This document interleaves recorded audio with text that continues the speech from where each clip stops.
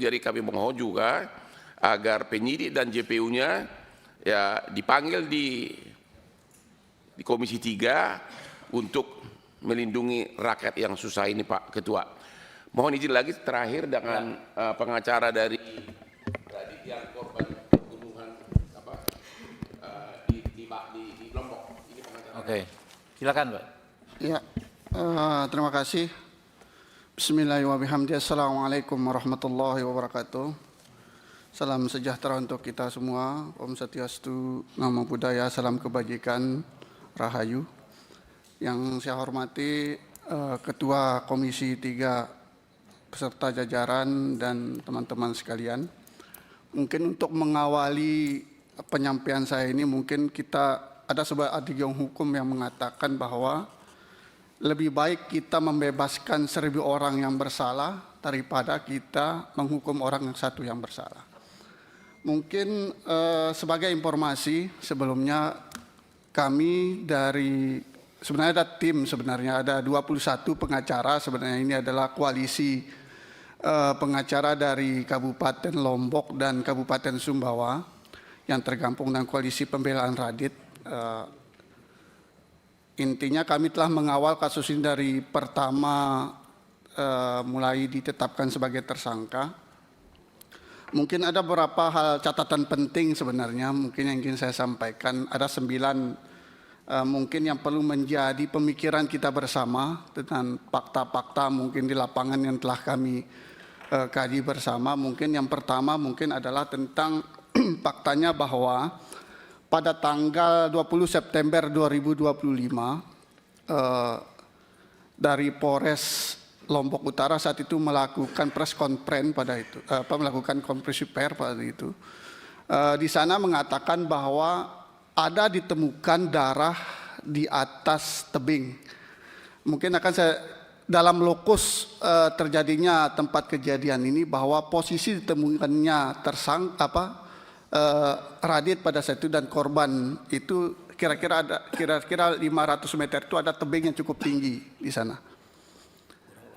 Di situ terkonfirmasi dalam konferensi persnya pihak kepolisian bahwa di atas tebing itu ditemukan darah. Itu terkonfirmasi. Dan itu berkorelasi dengan saat ditemukannya Radit oleh Iwayan Sastra Bagia namanya pemangku di wilayah sana itu. Karena ini mungkin akan saya cerita sedikit bahwa ditemukannya Radit dengan almarhumah ini ada selang waktunya. Radit itu ditemukan pada jam 2 pada tanggal 27 ya. Dan baru ditemukan almarhum ini pagi. Ada intinya saat ditemukan Radit ini, saat itu pemangku itu berkomunikasi dengan teman-teman bahasanya orang Polda bahwa HP-nya Pira itu berada 1 meter dari TKP terjadinya itu. Ada 1 meter kira-kira dari kejadian itu dan itu ditelusuri. Saya ini terkonfirmasi bahwa ini sebagai petunjuk. Ini yang ingin kita tapi saat itu teman-teman dari kepolisian khususnya Polres Lombok Utara itu tidak mengabaikan petunjuk yang kita sampaikan. Itu poin pertama. Yang kedua, poin penting yang ingin saya sampaikan bahwa di lokasi ini kita bukan menuduh ya, tapi ini sebagai petunjuk yang disampaikan oleh klien kami bahwa di sekitar lokasi TKP ini ada pos tentara di sana, pengamanan tentara AU ya kalau saya. Di sana memang wilayah lokasi-lokasi ini termasuk dalam wilayah pengamanan di wilayah AU. Sebenarnya dalam BAP Radit waktu pertama tanggal 27 disampaikan itu dia sudah menyampaikan secara terang benderang sebenarnya ciri-ciri pelaku yang diduga. Ada warna kulit hitam, tinggi badannya 160 sampai 165, postur tubuhnya agak tegap, pikal ya. Potongan rambut agak cepak dan lain sebagainya. Ini sebenarnya yang kita inginkan kemarin dari teman-teman, kita ingin orang yang diduga saat itu kita minta untuk dipoligraf juga sebenarnya. Tetapi itu tidak dilakukan oleh pihak penyidik.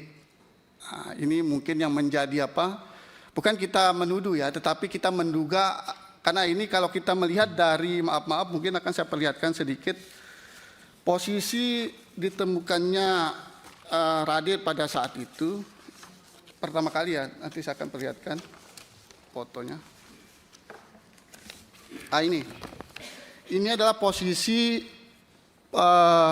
pertama kali Radit ditemukan setelah dia itu betul-betul dalam keadaan yang sangat tidak sadar gitu. Cuma di dalam BAP yang menjadi petunjuk jasa, kalau kita lihat dari dakwaannya itu, bahwa Radit pada saat itu dia bahasakan yang dia tidak hanya mengalami luka yang tidak parah, luka ringan saja, dan dia rasanya tidak bisa berjalan. Cuma faktanya kita konfirmasi bahwa dia itu dipapa oleh temannya, dibawa ke puskesmas saat itu, dan pada saat itu puskesmas NIPA pada saat itu tidak sanggup dan dia itu dirujuk ke Rumah Sakit Bayangkara. Tapi karena kalau misalnya dia tidak parah, dia tidak akan mungkin dirujuk lagi ke rumah sakit di provinsi. Dan kami juga mendapat bahwa justru di rumah sakit provinsi itu, mungkin ini yang foto yang pakai bidet. Ya ini di rumah sakit provinsi. Ya, ini ada filenya nggak sih ini Pak? Ada. Ada bisa dikasih ke ini sebenarnya, nggak bisa lihat nih? Ada filenya? Ya, siap. Intinya bahwa di rumah sakit provinsi itu dari hasil dokter itu justru Radit itu mengalami retak di bagian belakang kepalanya ini dari hasil-hasil yang sangat penting juga, mungkin sebagai informasi bahwa di dalam alat bukti yang dilampirkan oleh Puslapor pada tanggal 3 Desember 2025 itu ada ditemukan juga bambu, Pak. Ada ditemukan bambu 183 meter. 183 meter bambu itu. Dalam informasi yang kami dapatkan bahwa sebelah kiri bambu itu adanya darah Radit. Di sebelah satunya itu adalah darahnya almarhum. Justru kami tidak bisa rekonstruksi terjadinya perkelahian seperti apa sehingga bambu yang satu itu digunakan oleh dua orang. Apakah misalnya Radit dulu yang memukul Pira sampai dia meninggal sehingga Radit itu memukul dirinya sendiri, atau Pira itu yang memukul Radit sampai pingsan sehingga Pira itu menenggelamkan dirinya ke dalam pasir. Kita juga nggak tahu rekonstruksi seperti apa, karena memang di bambu yang dijadikan bukti itu, di dua sisinya itu ada darahnya Pira dan ada darahnya Radit. Mungkin itu yang selanjutnya, mungkin yang sedikit ingin saya sampaikan juga bahwa sampai saat ini HP-nya Radit itu tidak ditemukan, tetapi ada fakta baru yang kami dapatkan di teman-teman dari bahwa pada tanggal 7 September 2025 HP itu sempat keluar dari grup. Cuma kami tidak punya kemampuan untuk tapi secara faktanya HP nomornya Radit yang digunakan yang dikatakan hilang itu itu keluar dari grup pada tanggal 7 September 2025. Cuma mungkin kami untuk mengetahui secara detailnya, karena kami kan bukan ahli itu, mungkin yang selanjutnya mungkin sedikit yang ingin saya sampaikan juga bahwa pada proses ini berjalan, kami teman-teman dari pengacara ini sudah berusaha untuk mendampingi secara maksimal. Cuma mungkin kami juga memohon mungkin dan dari kanda-kanda semua dari Komisi 3 untuk bisa nantinya mengontrol bersama-sama dengan proses, karena memang kami jujur Pak. Kalau kita melihat dari luka yang dilakukan oleh Radit saat itu betul-betul sangat tidak manusiawi lah seperti itu. Mungkin itu saja yang ingin saya sampaikan. Terima kasih. Assalamualaikum warahmatullahi wabarakatuh. Terima kasih. Jadi khusus kasus Batam diduga ada rekayasa bukti oleh oknum penyidik. Dibilang luka ringan padahal ini luka parah. Ya, dan kedua, waktu ditemukan pun dalam keadaan pingsan dan dibopong ke puskesmas.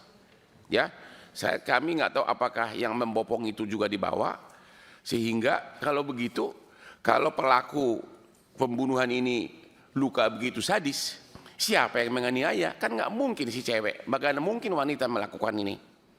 Ya, dan mereka juga hubungannya sangat intim. Itu yang kami mohon janji dari Komisi 3 untuk memanggil penyidik dan JPU di sini. Ya, untuk memanggil, kalau nggak sia-sia kedatangan kami ini. Demikian juga tidak ada bukti apapun yang melihat si Pandi si pelaku ini membunuh, tidak ada. Seperti biasa dengan permainan ahli psikolog segala macam. Ya, mirip-mirip kasus si gula sianida lah. Nggak ada yang melihat, ya. Itu jadi benar-benar dugaan terjadi rekayasa BAP. Yang khusus Pandi itu lebih parah lagi. Karena dari segi sebagai ahli hukum, kalau sudah ada diakui oleh semua pihak yang terlibat bahwa si Pandi ini bolak-balik nanya, itu harusnya menjadi acuan bahwa memang dia tidak tahu. Tapi tetap begitu saja langsung dihukum mati. Dituntut mati. Jadi kepada pimpinan Komisi 3 dan juga anggota yang terhormat, nggak ada artinya kedatangan kami ini kalau hanya sekedar dengar pendapat. Tolong dulu dipanggil penyidiknya ini dan JPU-nya, dan bila perlu tim dari kedua belah pihak hadir biar objektif.